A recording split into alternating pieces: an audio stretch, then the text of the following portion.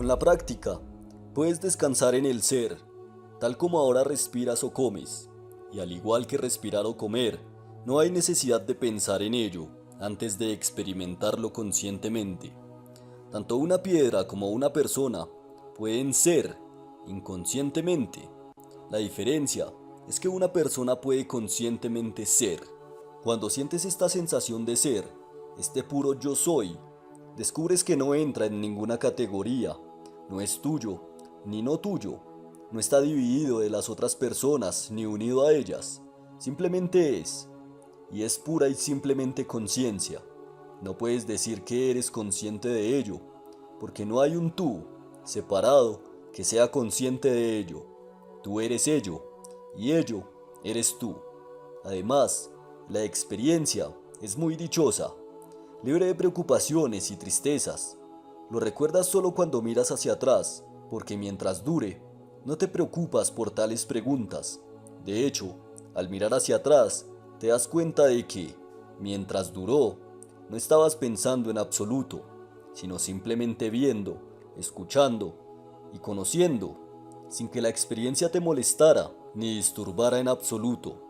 Normalmente, te experimentas a ti mismo como un ser individual, separado de todos los demás, al que le gustan algunas cosas y personas y no le gustan otras.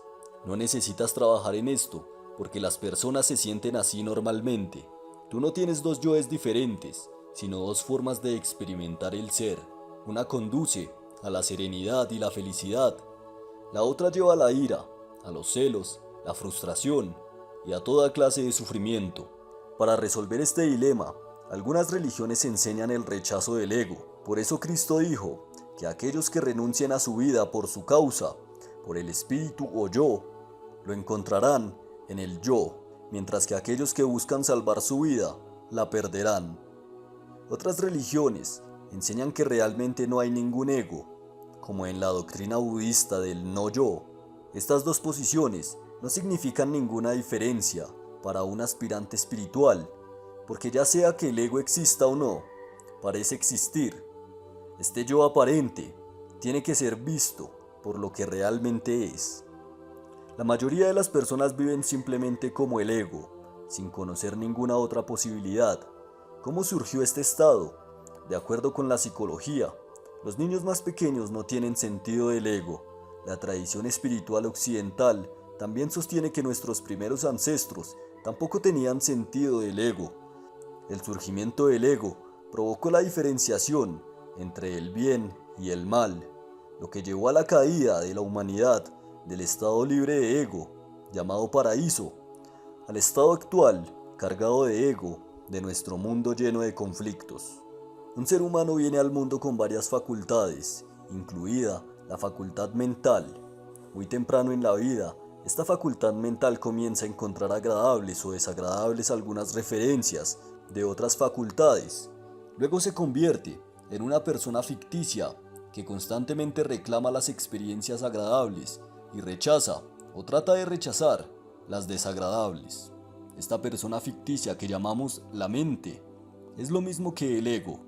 Cuando Maharishi o cualquier otro maestro espiritual dice que la mente de la persona realizada está muerta, no significa que la facultad mental esté de alguna manera dañada. Si Bhagavan mira un calendario, puede decir la fecha como cualquier otra persona. La mente del sabio realizado ya no funciona como el gobernante de las otras facultades y, de hecho, de la vida en sí, planificando el futuro, lamentándose del pasado, teniendo esperanzas, temiendo o sintiendo orgullo.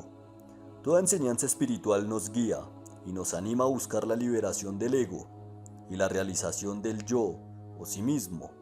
Los dos son iguales, decir no hay ego, el ego es una ilusión, o que el sí mismo ya es, no nos libera de ninguna manera de la obligación de realizar el sí mismo. Cada vez que actuamos egoístamente en pensamiento, palabra o acción, recibimos una gran motivación para buscar la liberación de la ilusión del ego. No logramos nada cuando decimos que no hay ego, y sin embargo, nos comportamos como si lo hubiera, porque las acciones son más elocuentes que las palabras. Vivir como si hubiera un ego nos impide darnos cuenta de que no lo hay, también nos impide obtener su liberación. Podría surgir entonces la pregunta: si me gusta el estado del ego, ¿por qué no debería estar en paz en él? La respuesta es: no te gusta. A nadie le gusta, porque el ego mismo, o la ilusión de éste, no nos deja en paz. Al descubrir una de las mayores aflicciones de la humanidad, Salomón la describió como un criado cuando gobierna. La facultad mental está perfectamente dotada para ser un sirviente, pero la mente se hace a sí misma un gobernante. Es insaciable, sin importar cuán favorables sean las circunstancias de alguien, siempre anhela más placer, más admiración, más éxito.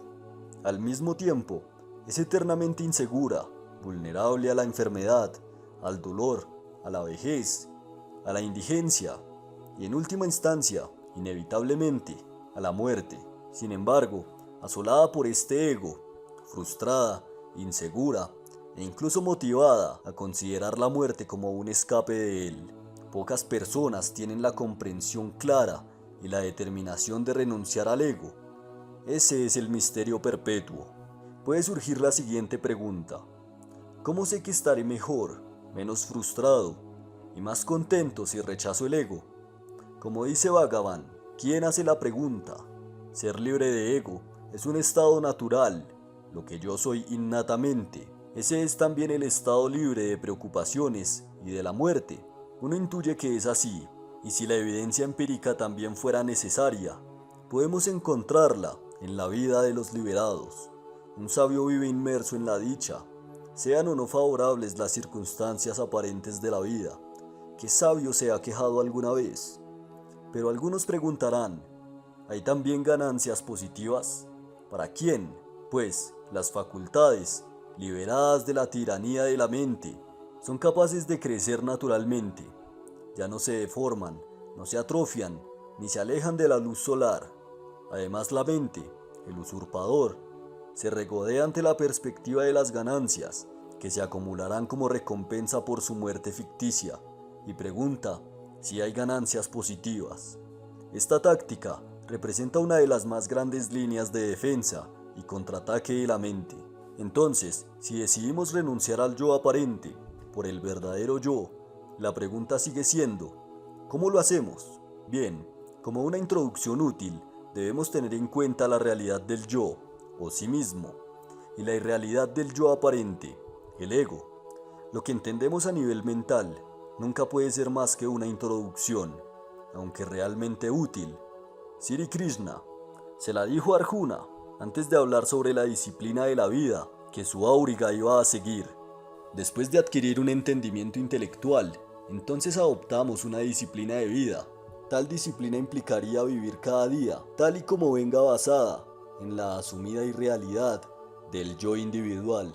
Vivir de esta manera implica una actividad serena, eficiente e impersonal, como Sri Krishna prescribe en el Bhagavad Gita, haciendo lo correcto porque es correcto, no por ganancia o placer. Sin embargo, eso no significa que no deba haber beneficios ni placer en la vida. Todos los comerciantes naturalmente venden cosas para obtener una ganancia, porque así es como se ganan la vida.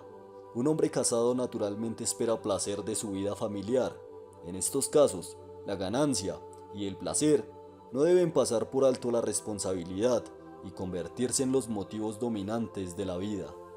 Sin embargo, incluso una vida de actividad desinteresada normalmente no puede disolver el sentido del ego.